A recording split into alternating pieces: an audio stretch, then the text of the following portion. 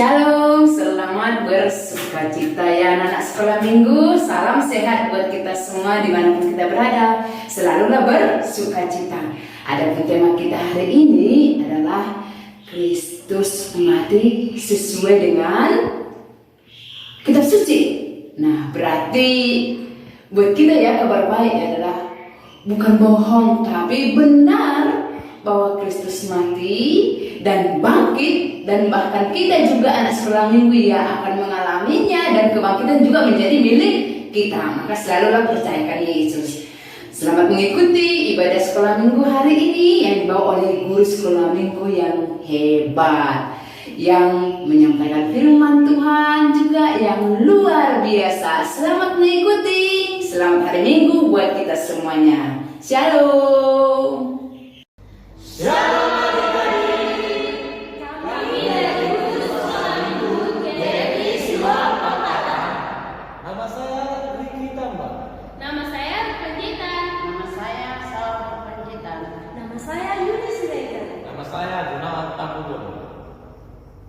Kita bersaat teduh sebelum kita memulai ibadah kita. Saat teduh dimulai. Terima kasih Tuhan, di pagi hari ini kami mau memulai ibadah kami. Tuhanlah yang memberkatinya. Dalam nama Yesus kami berdoa dan bersyukur. Amin. Oke adik-adik, sekarang kita akan memuji nama Tuhan. Kita angkat lagu pujian kita, selamat pagi Bapak. Selamat pagi,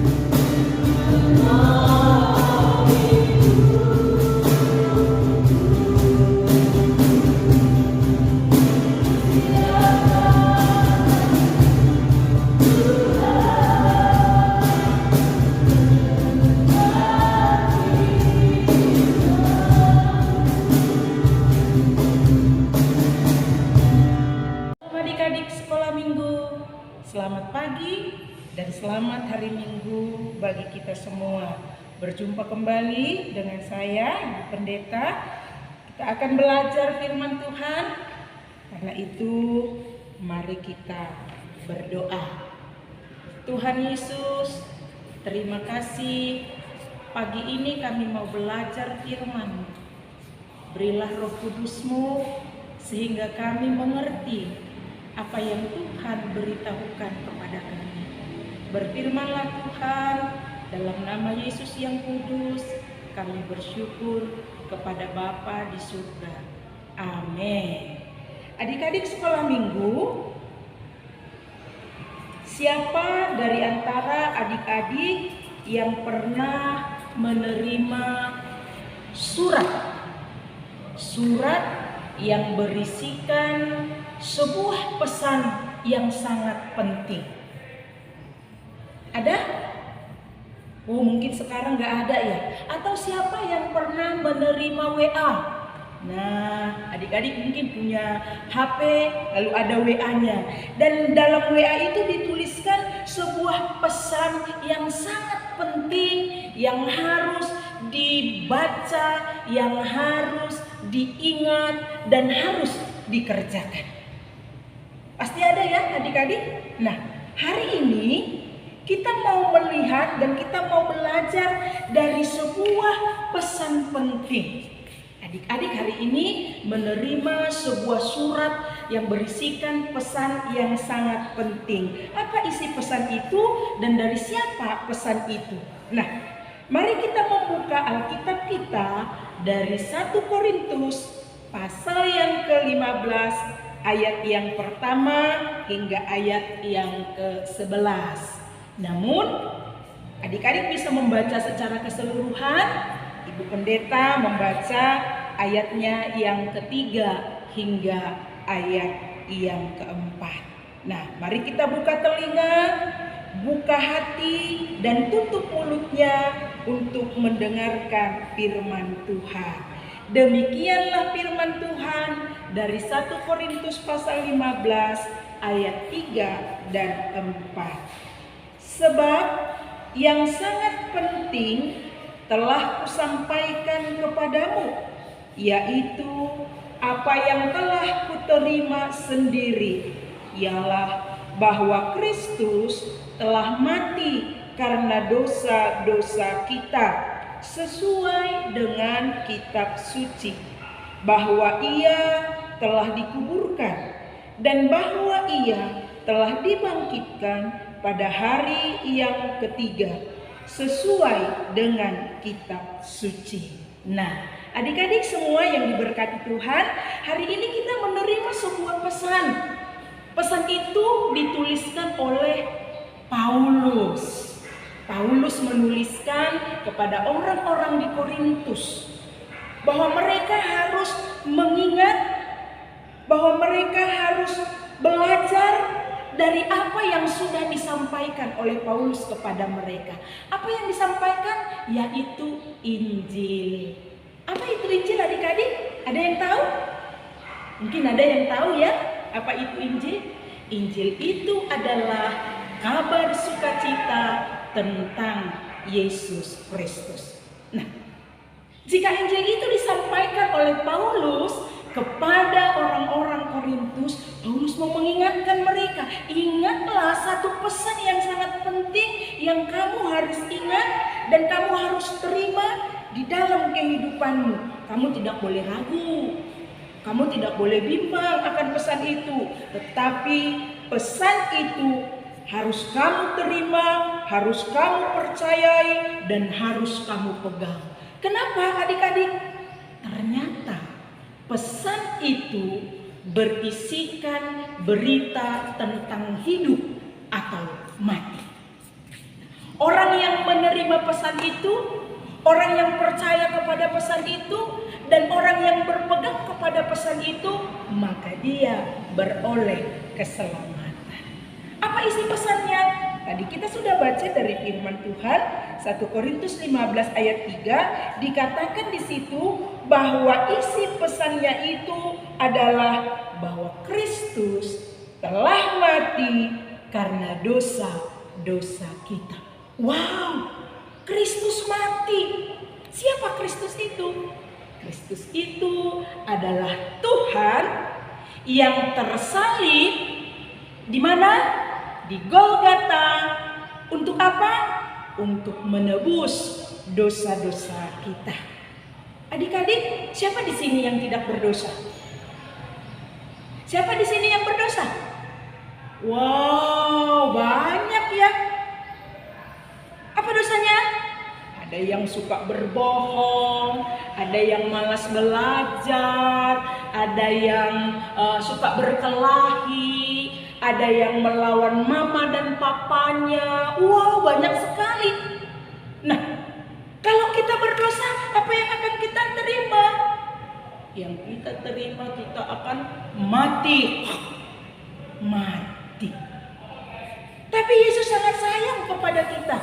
Maka Yesus mau memberi dirinya mati di kayu salib. Waduh, Yesus mati untuk kita. Yesus mati karena dosa-dosa kita. Namun, apakah Yesus hanya mati? Tidak. Ada beritanya yang lebih luar biasa lagi. Ayat 4 tadi dikatakan bahwa Yesus yang mati itu dikuburkan. Sesudah dikuburkan, maka pada hari yang ketiga, hari keberapa? Hari yang ketiga, Yesus bangkit dari antara orang mati. Wow, keren sekali.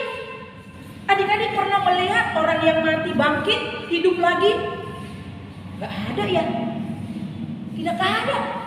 Hanya Yesus yang kita lihat, yang kita baca, kita dengar dari firman Tuhan, dari cerita Alkitab, yang mati mengalahkan, yang bangkit mengalahkan kematian. Wow, luar biasa sekali pesannya adik-adik yang diberkati Tuhan.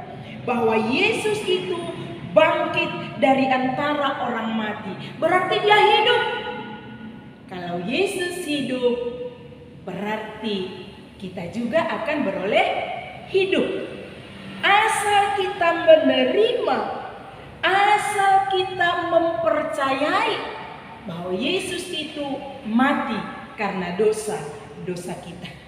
Dan kita harus berpegang kepada berita penting yang disampaikan pada hari ini. Oleh karena itu, adik-adik yang diberkati Tuhan, biarlah Yesus yang bangkit, yang sudah hidup itu, hidup juga di dalam hatimu. Sehingga engkau takut untuk melakukan dosa. Sehingga engkau tidak suka lagi untuk berbohong. Engkau tidak suka lagi untuk mencuri. Engkau tidak suka lagi untuk melawan orang tua. Tetapi engkau, anak-anak sekalian, menjadi anak-anak yang patuh, anak-anak yang menghormati orang tua, anak-anak yang menyayangi temannya, dan anak-anak yang rajin belajar. Terlebih belajar firman Tuhan. Sehingga kita tahu bahwa Yesus yang adalah Tuhan itu sudah mati tersalib di Bukit Golgota. Tapi karena kasihnya juga Tuhan Allah membangkitkan dia dari kematian sehingga dia hidup, memberi pengharapan, memberi perubahan, memberi kekuatan dan sukacita yang baru di tengah-tengah kehidupan kita. Oleh karena itu, hari ini pesan pentingnya kepada kita adalah bahwa Yesus Kristus sudah mati menebus dosa-dosa kita. Mari kita ucapkan bersama-sama. Yesus mati menebus dosa-dosaku. 1, 2, 3. Yesus mati menebus dosa-dosaku. Amin. Kita berdoa. Tuhan Yesus, terima kasih. Engkau sungguh baik dan teramat baik. Engkau mengasihi kami orang yang berdosa ini. Engkau mau menggantikan kami di atas kayu salib. Dan Allah sangat mengasihi kami juga. Sehingga Allah membangkitkan Yesus kembali. Dan Yesus hidup memberi harapan. memberi sukacita, memberi perubahan bagi setiap anak-anak yang menerima Yesus menjadi Tuhan dan Juru Selamatnya, mempercayai Yesus bahwa Yesus sudah mati untuk menebus dosa-dosanya. Dan buatlah kami menjadi anak-anak yang berpegang kepada Injil firman Tuhan yang diberitakan kepada kami. Dalam nama Yesus Kristus kami berdoa dan bersyukur.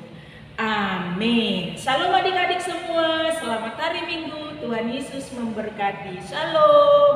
Karena kita adik-adik selesai mendengarkan firman Tuhan untuk menjadi berkat bagi kita, mari kita mengucapkan doa Bapa kami.